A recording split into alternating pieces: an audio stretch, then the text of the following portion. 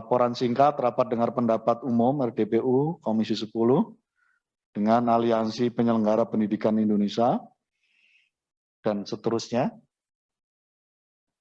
Saya langsung bacakan di kesimpulan. Kesimpulan garing keputusan.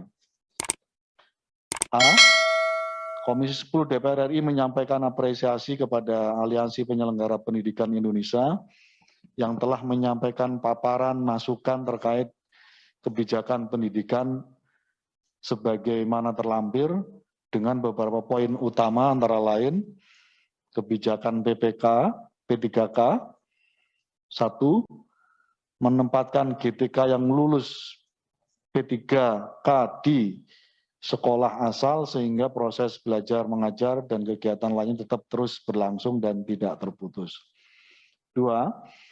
Pemerintah wajib mengisi kekosongan guru di sekolah swasta asal dengan GTK lainnya yang lulus P3K jika GTK yang lulus P3K di sekolah swasta asal tetap memutuskan untuk pindah ke sekolah negeri.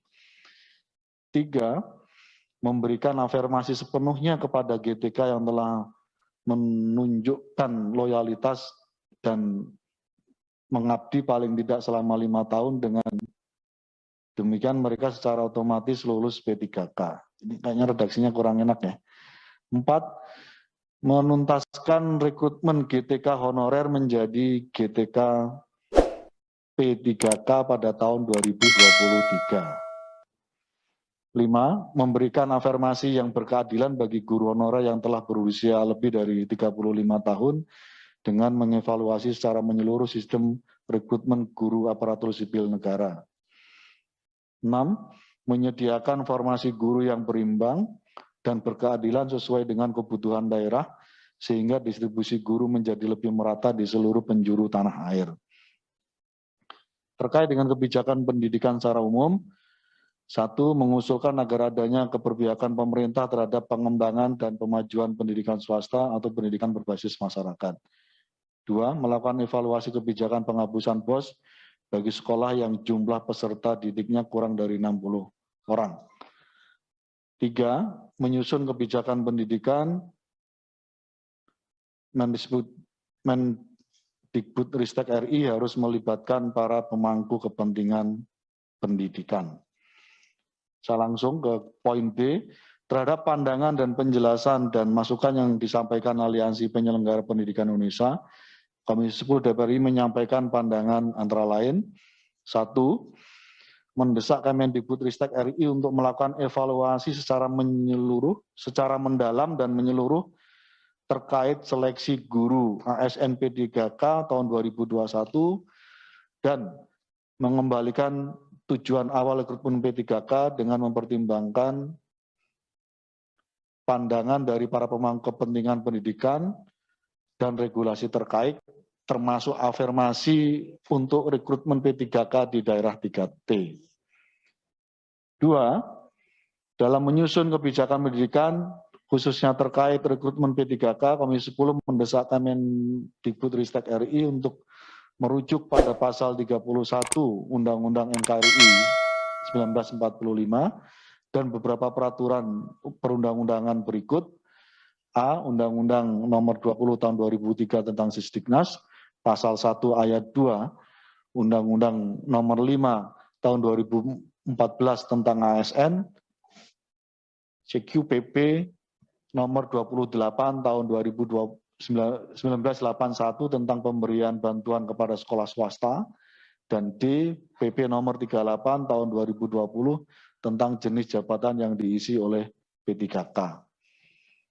3. Mendesak Kemendikbudristek RI untuk melakukan evaluasi terhadap kebijakan BOS, khususnya terkait dengan penghapusan BOS bagi sekolah yang jumlah peserta didiknya kurang dari 60 orang. 4. Mendesak pemerintah melalui Kemendikbudristek RI untuk tetap memberikan kebijakan agar adanya formasi CPNS bagi guru. 5. Mendesak Kemendikbudristek RI untuk adanya keberpihakan terhadap pengembangan dan kemajuan pendidikan swasta atau pendidikan berbasis masyarakat. Demikian kira-kira Bapak Ibu sekalian, secara narasi dan ini mungkin nanti bisa kami edit, sesuai dengan tidak akan merubah substansi dari apa yang kita rekomendasikan. Kami persilahkan Bapak Ibu. Izin Pak Pimpin, Silakan. Pak Ketua. Terima kasih banyak atas kehangatannya menerima kami, mendengar aspirasi kami dan menuliskannya di dalam hasil akhir dari rapat komisi ini. Tetapi ada beberapa hal mohon izin kalau berkenan itu tadi perlu ada di kesimpulan itu ada hal yang kontradiktif mungkin perlu kita rapikan sedikit. Di kesimpulan tadi di atas itu nomor 1 itu untuk yang 5 tahun diberikan kesimpulan. J, yang 5 tahun mana ya tadi? Poin 3, Prof. Sanes. Di atas yang 5 tahun, nah itu. Memberikan afirmasi pada 5 tahun dengan demikian mereka otomatis. Nah itu bertentangan dengan nomor 5. Dan sebenarnya kalau itu nomor 5-nya, nomor 1 memang amat radikal dan harapannya sangat menarik, tetapi mungkin sulit. Tapi itu harapannya kita semua nomor 3.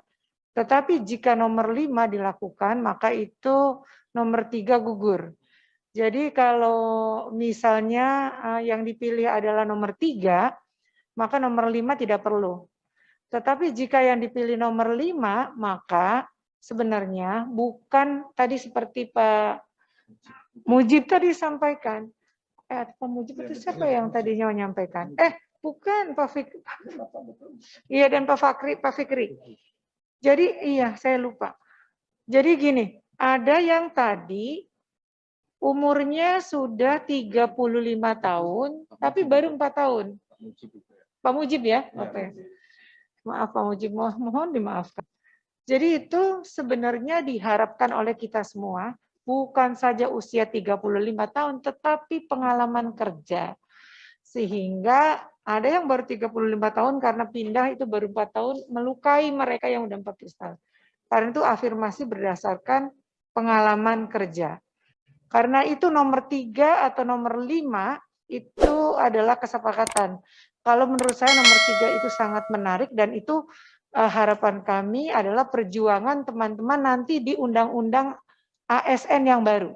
Nomor 5 di drop, berarti nomor 3 yang dihidupkan.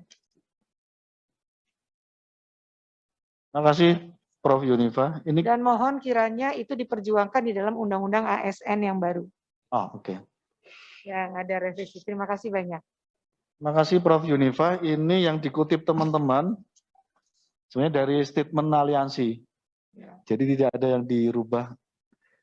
Apakah mau dikoreksi atau cukup? Atau dibiarkan saja sesuai dengan ini? Dikoreksi. Oh, dikoreksi aja ya. Oke. Berarti yang dipertahankan yang? Nomor 3. Nomor 3. Berarti yang 5 dihapus ya? Iya. Oke. Oke. Terima kasih Prof. Yunifa. Boleh. Ada yang lain? Ya. Kami persilakan. Ya. Romo Darmin. Baik, terima kasih pimpinan. Kesimpulan bagian C kalau saya tidak salah itu B. 5.5.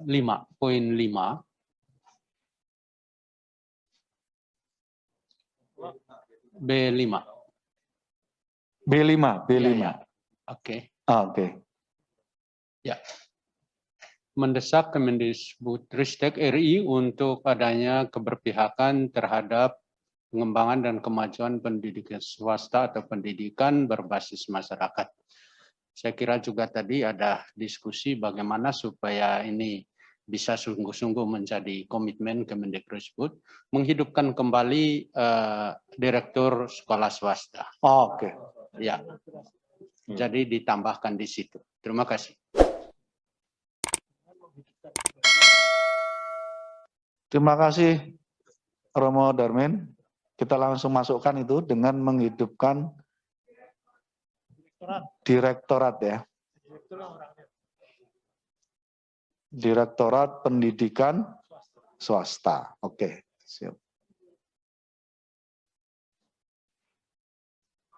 Ada tambahan lain lagi, Bapak Ibu? Atau cukup? Sebenarnya ini ada aspirasi betul yang bolak-balik disampaikan kepada saya. Ini ada guru-guru yang disebut guru SPK, sekolah berbasis kerjasama. Zaman sebelumnya ada RSBI. RSBI kemudian dihapuskan. Jadi ketika dihapuskan, mereka itu dikategorikan sebagai SPK. Nah, jumlahnya sebenarnya tidak banyak. Tapi guru SPK ini dianggapnya adalah guru yang sudah memiliki kesejahteraan yang baik. Padahal banyak di antara mereka itu yang gajinya di bawah UMK. Dan ini sekolah swasta banyaknya.